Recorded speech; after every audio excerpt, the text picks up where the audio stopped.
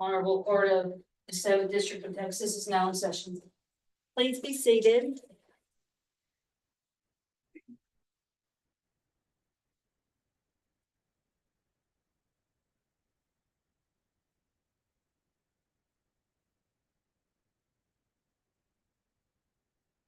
Morning and welcome to the November 6th, 2024 setting of the 7th Court of Appeals.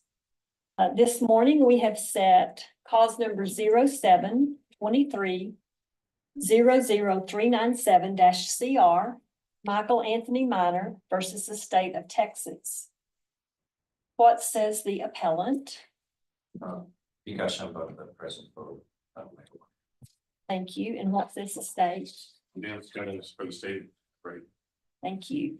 The appellant will have 20 minutes. Appellee has 20 minutes, and then the appellant has a 5-minute rebuttal. Any questions before we get started? Okay. Whenever you're ready, Mr. Bogdan.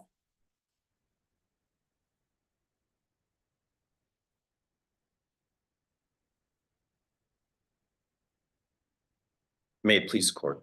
Counsel. Okay. Your Honors, this appeal presents 4 questions to this court. All of them relate to Texas's smuggling statute. The first question is whether the evidence is sufficient where there is no proof of actual concealment of the people being smuggled. The second question is whether, as applied to Mr. Minor's case, the statute is field or conflict preempted under federal law. The third question is whether Texas's smuggling statute unreasonably burdens the right to interstate travel. The fourth question is whether the definition of conceal should have been included in the jury charge by the trial court. I'll address the first question first. Your Honor, evidence here should be found insufficient because Mr. Minor was not actually concealing the persons inside the car. And if you take a look at the statute. Well, what about the 2 in the trunk? The 2 in the trunk were concealed, Your Honor, as I conceded in my brief. So they were present where passengers are generally not found. And I imagine there is enough proof that they were concealed. Does the statute require actual concealment or merely the intent to conceal? Just the intent, Your Honor. However, given the facts of the case, I think you can't get there. As the video shows, they're just the passengers inside the cabin. They're just seated like any other passengers in a car. They're not trying to hide. And here, the case that appellee points out, Elsick, there's a critical factor that distinguishes that. He didn't try to flee. So in Elsick, he did try to run away from the police, and that's an active attempt at concealing the people inside the vehicle. Here, he pulled over when the police stopped him, and the police were able to see inside the vehicle, even though there was a tint there.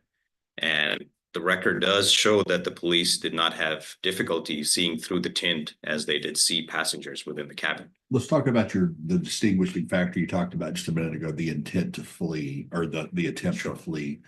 There was evidence in this case from the officer's testimony that he changed lanes, he sped up so as to not be seen as well. Would that be evidence that a jury could use to infer an intent to conceal?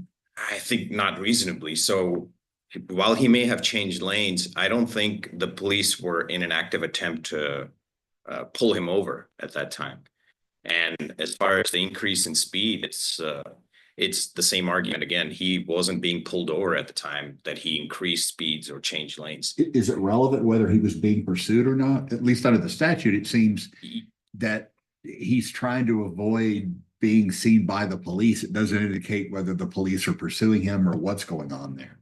Well, Your Honor, I would disagree with that. I think it is relevant because the intent is to prevent these people from being seen or detected by the police. And so if you don't know that the police are even there, can we infer that he's intending to keep them away from the police? At least under Elsick, this would seem to not be the case. And there's no other case out there, so this might be an issue of first impression. But as far as the evidence goes and the statute, it's his intent to hide them from the police. And I think that raises a secondary sufficiency problem for appellant's conviction, because the police weren't actually looking for them. So in the end, they were detained and then released. So there was no warrant out for the arrest of these persons, and the police in the end had no interest in actually capturing these people. So could they be sufficiently smuggled or concealed from the police if the police never had any interest in them? So how do we look at, when does the offense occur? Probably we have to go back to ELSIC, and the offense of concealment would occur when, oh, well, it may occur in two ways. So if there's a warrant out for their arrest and appellant is transporting them, then yeah, it's already occurred. But if there's no warrant out, nobody's interested in these people, then the offense has to occur when the police are trying to pull the car over, and then he attempts to flee or conceal them. And Any conversations the appellant had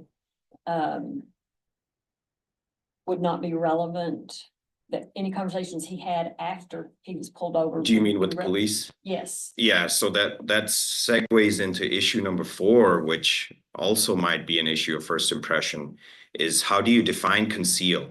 So Let me cut you off though for Yeah. a minute, just so I know you want to get on to issue number 4 in just a minute. I thought of a scenario. I'm driving down the road. yeah, I don't have my seatbelt on. I see a police officer in a lane. I know that if I pull it next to the police officer, he's likely to see me, that I'm violating the law and pull me over. So what I do instead is I do a series of maneuvers in traffic so that I'm not being seen. The officer didn't have any clue that I'm there. yeah. Is the statute, I mean, the intent portion of concealment, wouldn't that be satisfied under those circumstances without regard to whether I was being pursued or not? Yeah, because it's in your hands. So I think the distinguishing factor here is that he might be trying to conceal their immigration status.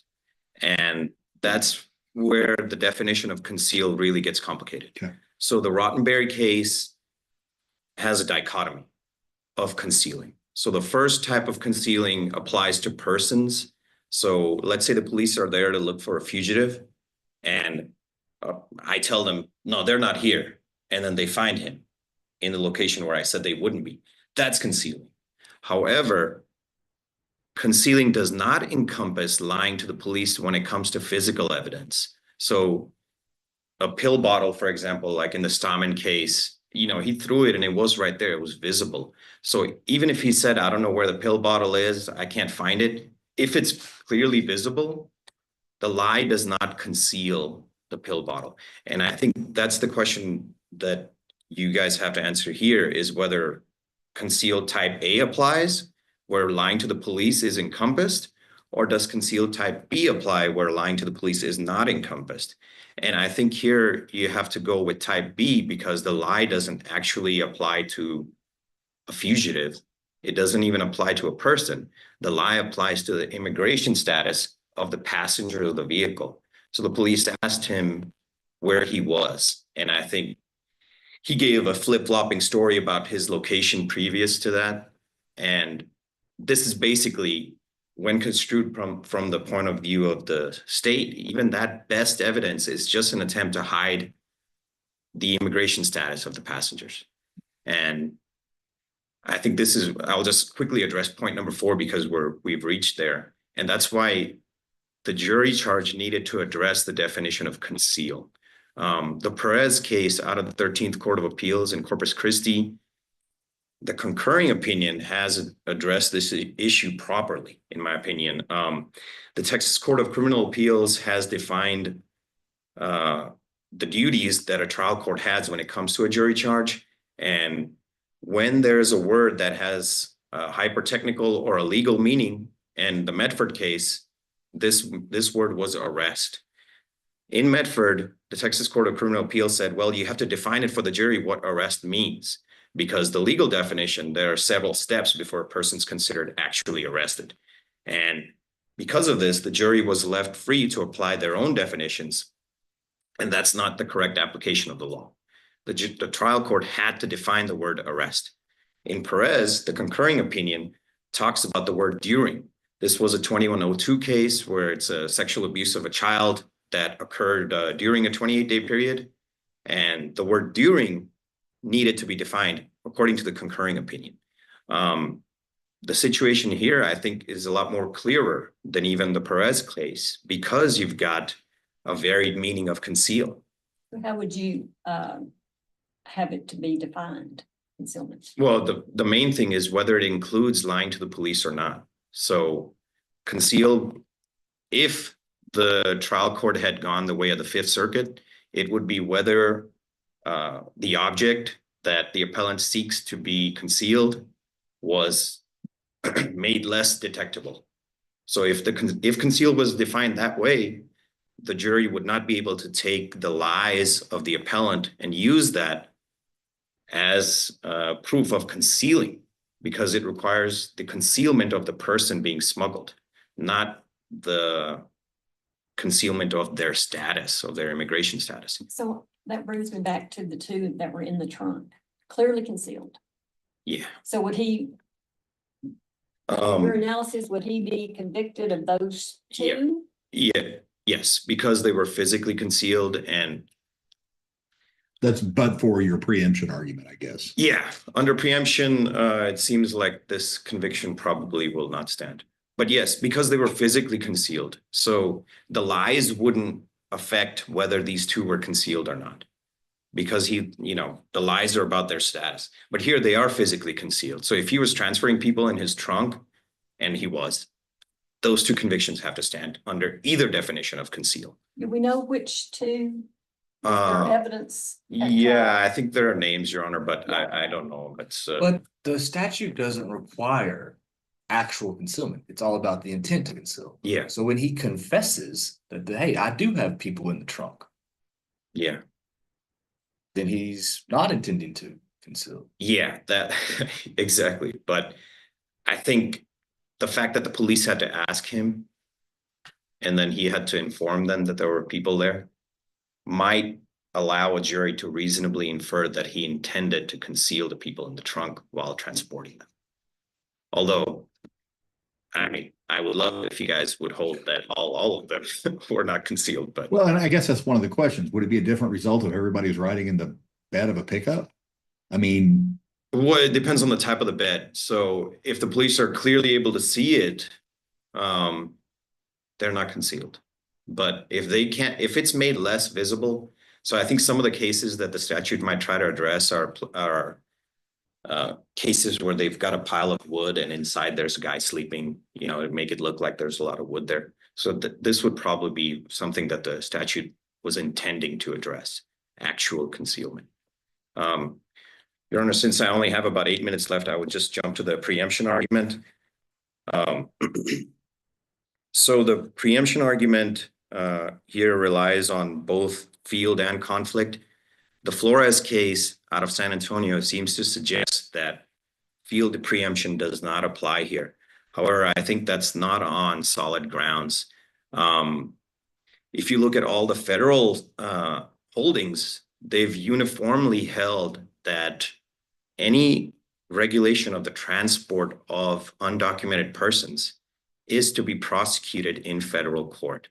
And the latest case, it's a district court case out of Florida, which I did not cite in my brief, but I just ran into it. It's Farm Worker Association of Florida versus Moody. It was decided by the United States District Court for the Southern District of Florida on May 22nd, 2024. So it's not a Court of Appeals opinion, but it does deal with a statute that's very similar to the one Texas has. So in Florida, they had a statute that kind of wraps up immigration by broadening the categories for which that smuggling statute applies to. So it also applied to Americans that were sneaking back over without entering through a valid port of entry. And the federal court still relied on field preemption and stated that, well, just because it's a broader statute that addresses a greater amount of types of people, it's still a regulation of immigration, and that field is preempted. The statute here just says a person. And or it says to actually conceal the individual, but it doesn't say what type of Yeah. individual. Yeah. Immigration's not discussed in the status at Yeah. all. Presumably, the statute could be so broad as to say concealing any person. Yeah. Would be a passenger would fall under the reach. Does that, would that take that out of the necessary preemption reach? No, Your Honor, because as the record here even reveals that the conviction hinged on the immigration status of the persons inside the vehicle. So I think in volume 3, the first couple of pages, the defense made an argument against the federal officer testifying, and the trial court stated, well, the federal officer does get to testify because the immigration status of the persons inside the vehicle is necessary to prove the knowing or intentional element under the statute. So this is, at least as applied to Mr. Minor, a definite attempt at regulating immigration, and field preemption should apply here. And the Supreme Court of the United States has already ruled on this, that complementary or concurrent state legislation is prohibited. So while states are allowed to make arrests, they are not allowed to prosecute these cases in state court. And it would seem to make sense because even in our record here, there was testimony that the officers did not have access to the federal database. They didn't have access to bring these people, subpoena them into the court because their subpoena only covers the state of Texas. So you've got almost a sufficiency issue there where you can't bring the people that were being smuggled in. And I mean, the practical reality is that they're gone wherever they may be. If I'm correct, I think the state of Texas has a number of pending immigration cases in the U.S. Supreme Court right now. Do you know if the preemption argument's raised in any of those? No, Your Honor, I don't know. I haven't run into any of them in my research. I did run into. That has to be preserved. I don't think so. I think it has to do with subject matter jurisdiction. So I don't think it has to be preserved, but the High Court in Colorado, the way they addressed it, it sounded like it needed to be preserved, but they used their discretion to address it in order to save judicial resources. But I'm not sure, as far as Texas courts go, I'm not sure if you need to preserve it or not, because it is a very fundamental issue. If the court doesn't have power to prosecute these cases or hear these cases, it seems like it doesn't need to be preserved. Your Honor, my final issue would be I just want to quickly address the conflict preemption as well. So the Fourth Court's opinion in Flores does seem to favor conflict preemption in this case. The Cruz case out of the Fifth Circuit, the federal Fifth Circuit, talks about how having different punishments is a conflict. And I think that's a conflict that's applicable here. You've got a person who's transporting undocumented persons into the country. And if all 50 states were to set up differing punishments for it, that would create a problem at the federal level in enforcing their scheme. And so, Well, what the federal government isn't enforcing their scheme. that's a discretion that the federal government has. So at least under Arizona, the turning of that issue would be whether the federal sovereign decides to treat the issues with kid gloves or with an iron fist. And that's solely up to the federal sovereign. And so if they're not prosecuting these cases, I think it's still within their discretion. It wouldn't expand that discretion to state courts. Yeah, so let me move on to my last argument, which would be interstate travel. Your Honor, the right to intrastate travel has an interesting history, but has been recognized now. So I think it's, again, the Fourth Court of Appeals that has recognized that legislation that regulates interstate travel must be reasonable. And I think this is a prime example of unreasonable legislation, because here, at least if we go by Appellee's arguments, you don't need that much proof to be convicted. You just need proof that your car has tint and you had passengers inside the cabin that were undocumented. So if you were to give somebody a ride, like Mr. Minor said, you know, they offered him $50 and he said, okay, hop in, I'll take you to Austin. and then you get pulled over for having a legal car with legal tints and with $8 in his pocket. Well, he got pulled over for speeding. Yeah, that's right. He was going 5 miles over. Yeah. But I mean, in the end, he got charged with, smuggling.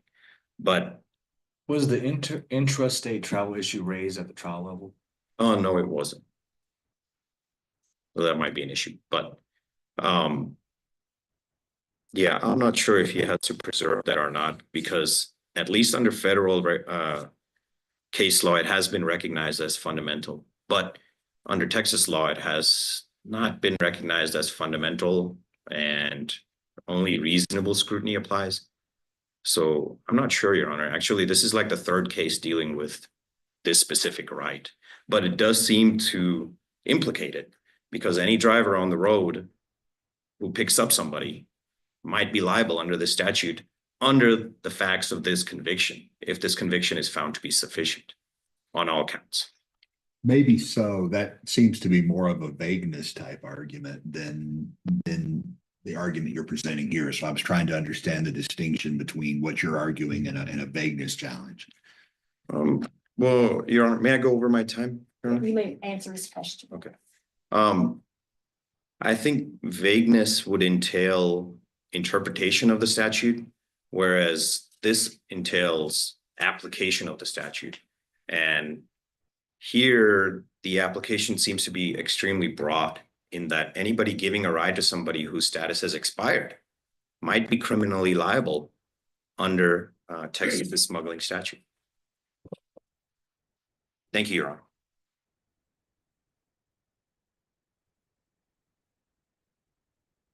Please, the court. Mr. Cicada, Counsel.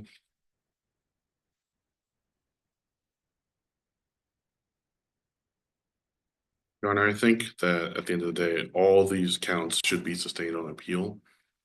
As defense noted, or appellant noted, if the concealing issues in 1 and 4 are granted, we would request that counts, I believe in my brief, it was marked as counts 5 and 6 and 7, referring to the individuals in the truck, should be upheld if the others are going to be overturned on those grounds. Regarding the intent to conceal, I think some of the confusion under this section is coming because we're conflating actual concealment with intent to conceal. The cases cited by appellant all refer, or mostly refer, to cases where their tampering is the underlying issue. And tampering is different in a couple aspects. Most importantly, it requires actual concealment. And secondly, it also requires a knowledge of an investigation that's happening.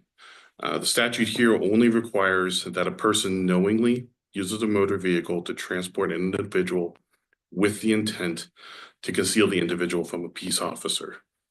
Now, while it may be true that telling an officer a mistruth or a series of lies might not actually result in a tampering offense of concealing actual evidence, it is relevant to his intent. To what he's telling the officer at that point goes to his intent to conceal, even if the concealing is bad or poorly done, as in this case. However, hiding 7 people in a 4-door sedan to the point that the officer noted that it was riding low does seem to indicate that he was trying to conceal more people in the vehicle than it could reasonably hold. The tinting as well also does tend to imply that he meant to conceal. There was some testimony that the tinting appeared quite dark. The officer needed to shine his flashlight through to see into the back seat, and even when he did that, he was only able to see a set of hands that were close together because of the sheen on the skin. Does it matter when the tinting occurred? I don't. It seems like if I tinted my windows and I did a poor job on it, then am I strictly liable later on if somebody illegal is riding in my car, or how does that work? Not necessarily. I think in this case, the evidence, like you noted, did seem to indicate that the poor tinting job may have been recent due to some of the bubbling on the window. I think that in combination with all the other facts in this case, including the defendant's lies to the officer, the time of day, avoiding the police when they initially pulled behind him. Those are all factors that may be considered by a jury when reaching a guilty determination. No one single factor alone, I think, would justify the arrest or the conviction in this case. So simply having poor tint, if there was no other evidence that your intent was to conceal an individual in your back seat, that might not be enough. But For example, in the truck bed, if it had a cover on it that prevented the officers from seeing in, or wood or something else that prevented it, we could be back to the same situation where the evidence could indicate that there was an intent to conceal. But because we're only looking at intent here, I think those lies that he tells about where he's coming from, if it's party or work, or they met near Fredericksburg, I think those are all relevant. As Would you give us kind of an enumerated list if you can about the evidence you think that supports it? Because there were some places in your brief you referred to the fact that they were wearing camouflage, that they hadn't bathed. I don't know that those are relevant factors to concealing in an automobile, or maybe they've been in a car for a while. that's true. But I'm just curious what the evidence is that you think actually supports the jury's verdict. So I think the camouflage and the wristbands are most relevant, not necessarily to being concealed in the vehicle, but to the extent that they were traveling together as a group. And that would indicate that the driver knew that he was transporting a group of individuals from an area they shouldn't be at to a different area, just for some extent. Yeah. What evidence supports that? That they were all wearing similar colored camouflage. Well- There was testimony that they had coordinated wristbands with different colors, and the testimony from the federal officer indicated that those wristbands were used by coyotes or various people transporting people across the border or further into the United States to coordinate how to sort them out. So I think the jury could have inferred that from that evidence. Further, That goes to his intent. yes, you are. I would say that goes to his intent, or at least his knowledge of their immigration status and his intent to conceal that from the officers. But the statute doesn't require any knowledge or any immigration status. Correct. This section of the statute under which he was specifically charged and convicted does not require the immigration status be proved. Right. And I think it's only relevant here in the context of that was part of the reason he was going to such extreme measures to conceal these individuals. Because even though he doesn't need to know that that law enforcement's looking for them, he, in his mind, if he thinks they are and he's concealing them, he's committed this offense. You just said something that raised an issue in my head, though. You just said in his intent to conceal their immigration status. Are we talking about his intent to physically conceal, or can that satisfy the statute? His some type of intent to hide that they may be illegal immigrants? I think as long as he has the intent, he's using the motor vehicle. That's what it reads here. And I think honestly, like the court mentioned, this would probably be better fleshed out under a vagueness issue with this count here specifically. But as is charged here, the statute's pretty clear that if they knowingly use a motor vehicle to transport an individual and their subjective intent is to conceal that individual, even if they do a poor job of it, Well, no, they don't maintain it. I'm saying, would, in your mind, would the statute be satisfied? Say they're not wearing camo, there's no tent, they're just in the back seat, but that he is transporting them, okay? And he lies about their immigration status. Is that his intent to conceal their immigration status? Would the statute be satisfied?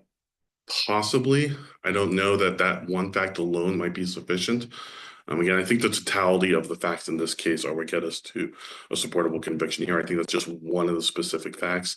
That fact alone might not be enough unless he's taking other steps, such as in Elsik or in here, where they're avoiding the police officer, or not necessarily evading, but trying to stay out of the line of sight of the police officer once they notice it, even before the traffic stop's begun.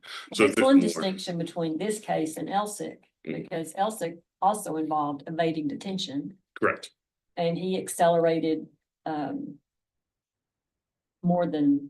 much more than the speed limit, apparently. Yes, Your Honor. I would say Elsik is a much more dramatic version of what happened here. What seems to have happened here from the testimony is that he slightly accelerated before the stop was initiated. So the important part here is that he sees a police officer. But how do we know he saw the police officer? That because the police officer indicated he made a turn to go to get behind him, and further testified that in his training experience, it was common for people that were intending to avoid attention to perform that sort of maneuver where they would get over a lane and accelerate away from the officer. I think that's not necessary. Again, I don't think that one fact alone would sustain a conviction, but the totality across all of these factors helps. Does that answer your question?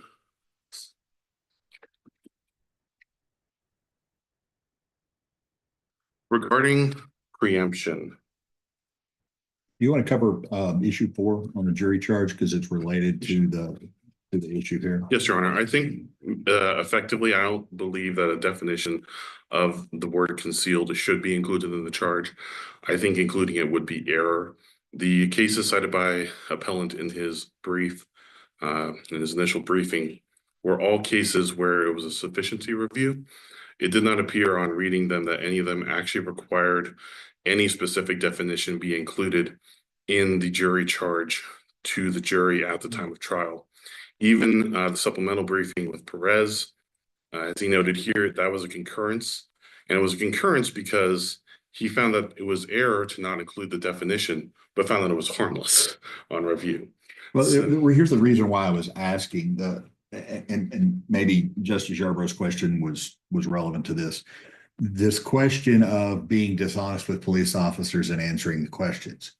I think some individuals might view that as an act of concealment under the statute, and some would say, well, that's not how the vehicle is being used, so it's irrelevant. Doesn't that not raise an ambiguity that would necessarily need to be clarified in a jury charge definition? If the statute required actual concealment, probably, but since it only requires the intent, I think the defendant's responses to police interrogation, even general questions of like where you're coming from, being misleading, are relevant to show his intent to the jury. And in this case, those show that he intended to conceal those individuals. He intended to not tell the officers where exactly he was coming from or where they were coming from. And he intended to not have them be apparent to the officer. Even though he, like I said, to comply, he does eventually open the trunk. He doesn't forthcome and immediately be like, oh, I have more people back here. There's nothing to indicate that he was bringing these individuals to the officers, if that makes sense. And to follow up, I think I worded my question poorly. On the word conceal, intent to conceal, are you saying the physical location of them, or are you also meaning it could conceal their illegal status? I think the statute reads, because of the way the statute reads, it would be, It just says intent to conceal. it does say intent to conceal. But And does conceal mean their illegal status or their physical location? I think that may be vague in this case. In this case, I think their physical existence effectively from the officer, given his driving facts, the 10 day and those things. I think the statements are relevant not to necessarily show that concealment was that they were, those statements themselves were concealing, but they go to his state of mind and to his intent that he was trying to mislead officers and trying to avoid answering their questions and trying to avoid having these individuals seen by him. Because there's another statute and it was I guess the counts were amended Yes, at trial, but to knowingly encourage to enter and remain in the United States in violation of federal law by concealing, harboring, or shielding the person. yes, and those are the sections that have been struck down by Texas courts repeatedly, and I think that's understandable. And frankly, most of the cases that appellant discusses with regards to preemption are cases where the underlying legal statutes are very similar to that, in that there's some element requiring knowledge or avoiding, or that the individual be present in the states legally. It says no more questions about the concealment. So I think that those sections cited, for the most part, including South Carolina, Arizona, and the other federal cases, all deal with issues where they were requiring people to comply with the alien registration requirements. They required people to be arrested if the officer thought there was probable cause that they could be removed from the United States. I think all those cases are clear issues where the statute would be preempted by the federal government's legislation in this area. What's the distinction? Is it the distinction because those statutes refer to immigration status expressly and this doesn't, or is there something else that? I think that's one as far as a facial challenge would go on this issue. There's a little bit of conflation of the issues here, so I attempted to address both. As far as a facial attack goes here, I think that's most relevant. If the statute doesn't have a requirement that an individual be here illegally or anything related to their immigration status, I think the general feeling from these cases is that they would tend to fall into general police powers for the state. As for an as-applied challenge, it gets a little more complicated. I don't believe that there's a case out there yet holding that this statute or a statute like this, where there's not a specific intent or at least mens rea regarding the individual's immigration status has been struck down yet. As the court noted also, I do not believe these issues were preserved for appeal. Reynolds v. State, 423 Southwest 3rd, 377. So the name again? Reynolds v. State, Yes. 423 Southwest 3rd, 377. Held that as applied constitutional claims are subject to preservation requirement. And Karenev v. State, Karenev. It's 281 Southwest 3rd, 428. Likewise concluded the defendant may not raise for the first time on appeal a facial challenge to the constitutionality of the statute. There's a limited exception in the case law for instances where a statute has already been struck down and there might be an issue about the justification for the conviction. That's not the case here. In this case, the statute has not yet been struck down by any court in Texas. And I think that's technically not been preserved for appeal at any point or due to any objection by the appellant. And I think that would apply both to the point of error 2 and point of error 3, the violation of the right to interstate travel. One more issue on Flores. I'm sorry, before I pass on that. The court in Flores did note that the issue might be best presented as an as-applied challenge as opposed to a facial challenge as it was in that case. The case it cites to Puente, Arizona v. Arpaio was also making a ruling on a facial attack to the statute and also noted that, well, this might be better in an as-applied situation. It didn't actually itself find that there was a violation of the Arizona law due to an as-applied challenge. I don't believe there has been one like this yet, where a general police power issue like this has been struck down for a preemption issue when the code itself doesn't require it. And on that issue, simply because the individuals were not here legally, I don't think would make this an as-applied issue either. There's no indication that these individuals were targeted specifically because of their immigration status by the law enforcement officers. This was not part of extra security at the border. This wasn't part of rangers or anyone else being tasked to the border to attempt to secure more individuals. This happened in Dripping Springs, outside of Austin, well north of the border, by just a beat cop doing his job. So let's go to Dripping Springs. A mom is taking her kindergartner to see Santa Claus at a store at night. She's got tinted windows. It's nighttime, and her kindergartner has unbuckled, and they're about to pass a police officer. He says, "Timmy, get down." Okay. She would now be subject to this statute. I think the reading of the statute as it is, yes, because they're attempting to conceal from the police officer. Even the police officer doesn't know that he has a potential offense happening there. I don't think that's a requirement in this statute. But again, that would be an overbreadth issue, which would need to be, I believe, briefed separately. Regarding the right to interstate travel, again, I don't believe this is preserved. And this also goes to the general police powers cited in Flores.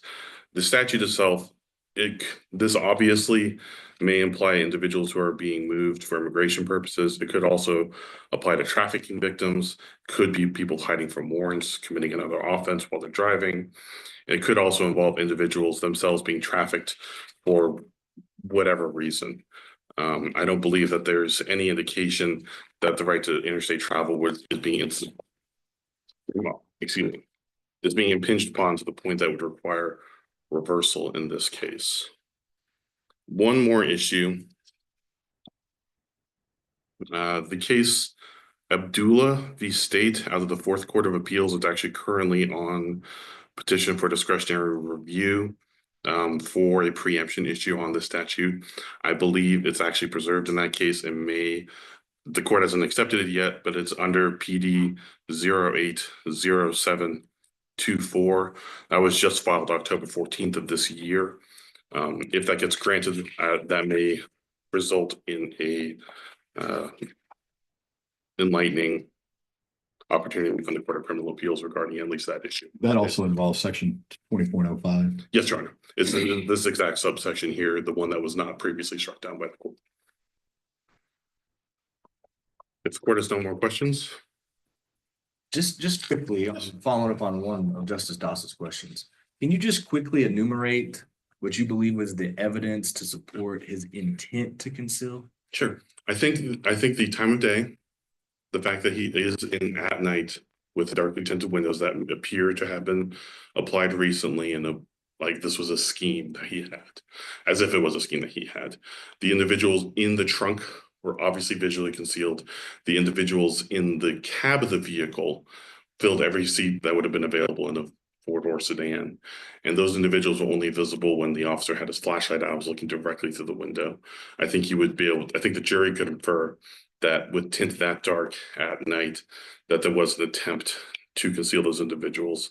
The brief, I don't want to call it evading, but the maneuver he makes when he notices the police officer before the pursuit even begins, before the lights even come on, he sees an officer and he immediately attempts to get away from them. I think that indicates at least his intent to conceal the individuals in his car from the view of that officer. And that's why I referenced Elsick. I understand Elsick is a more What about the cell phone dramatic. records? About The cell phone records or the receipt? the cell phone records, I think, go to show that he continued to lie to police officers about where he came from. If it was Fredericksburg, party, work, it does appear, and he also has that receipt from Sanderson. It's about 300 miles away that is closer to the border. So I think that does go to his intent, that he knew that he was picking up individuals, that he was going to try to move from the border farther north, and he was going to attempt to conceal those individuals from police officers. So I think that because of how out of the way that would have been, coming all the way up here, over 300 miles from where his cell phone was earlier that day, that indicates that this wasn't simply some sort of trip that he just took off on. This was in a scheme to get his car ready with tinting, to go out to do this at night, to get the individuals in the back, and when he sees officers, he attempts to avoid them. Well, we don't know when the tinting occurred. We don't know, but I think that the testimony the jury could have inferred from the testimony regarding the bubbling that it was applied recently. Or it was like 10-year-old Toyota Camry. There's also that, I don't know if there was, I think the testimony was that it appeared to have implied, but that would be something for the jury, I believe, and that the jury could have inferred that reasonably. I think their determination should stand on appeal. Thank you. Thank you. Mr. Bakta, you have a 5-minute rebuttal. Your Honor, as far as the statute's concerned on issue number 1, I think the state is limited to the concealment of the actual individual. So if we read 20.05(1)(a), a person commits an offense if the person knowingly uses a motor vehicle to transport an individual with the intent to conceal the individual from the peace officer. So as far as his immigration status goes, at least under the statute, this seems impermissible. So he has to physically hide the individual from the peace officer. And here the peace officers released the people that they found. What if he's unsuccessful in hiding the individual? And still attempts to do so. So I think the evidence requires that he attempt to do so. And the evidence that the state has pointed to does not get us to the intent, because they were, once again, they were visible to the police officer. So he has to try to conceal their person, not their status, not, so we've expanded this statute far beyond its written limits in terms of going at the immigration status. And so that's my rebuttal on issue number 1. As far as issue number 4, whether lying is encompassed in concealment, I think the state argued that even if you find error and you find the concurring opinion in Perez persuasive, that the error might be harmless. Here, there's definitely solid ground for a harmful error or an egregiously harmful error, because Mr. Minor might have been convicted for lying to the police, as opposed to what's required under the statute, that he concealed the individual. And that should be a critical distinction here in your harm analysis. Frequently in our harm analysis, we look at what the state emphasized during opening and closing and things like that. Was there argument during closing that the evidence of intent to conceal is proven because your client lied about it to officers? Do you Yeah. recall? Yeah, Your Honor, I think they talked about when they pulled him over, he flip-flopped his stories. He said, I was at a party and then these guys wanted a ride. And so the state did emphasize that. And I think that once again gets us to egregious harm because they did emphasize that portion of the testimony or that portion of the evidence to the jury in their closing. And I think they also addressed it in their opening. It was both opening and closing. As far as preemption goes, the requirement to preserve the issue, at least in my research, I haven't run into an issue where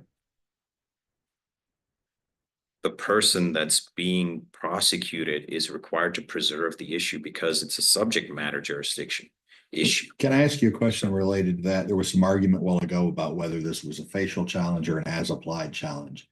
And at least according to the issues that I'm reading from your brief, issue 2, it says, as it was applied to Mr. Minor, this statute was preempted. Yeah. And then in issue 3, it says Texas Penal Code section 20.05A1A as applied violates the fundamental right to interstate travel. So I wanted to make sure you're not raising a facial challenge, or are you? I think the third issue, the interstate travel, is both the way I've written it. I might have said as applied, but looking back on it, I've probably raised it both ways because the interstate travel is, I'm saying the statute is too broad or unreasonable. So, but yeah, I mean, as applied to Mr. Minor, it definitely seems unreasonable because his conviction hinges on the immigration status of his passengers. But on the preemption issue under issue 2, Yeah, that's an as applied challenge. Yeah, on preemption, it's an as applied challenge. Finally, Your Honor, as far as the right to interstate travel, the state is right. It was not preserved. I would just move this court to address the issue in the interest of justice, because it is a right that's not frequently raised in our courts, and there's just not that many opinions on it, but it is a critical right. Some federal courts have held it to be a fundamental right, and yeah, I would just move the court to use their discretion in the interest of justice and let appellant argue this issue.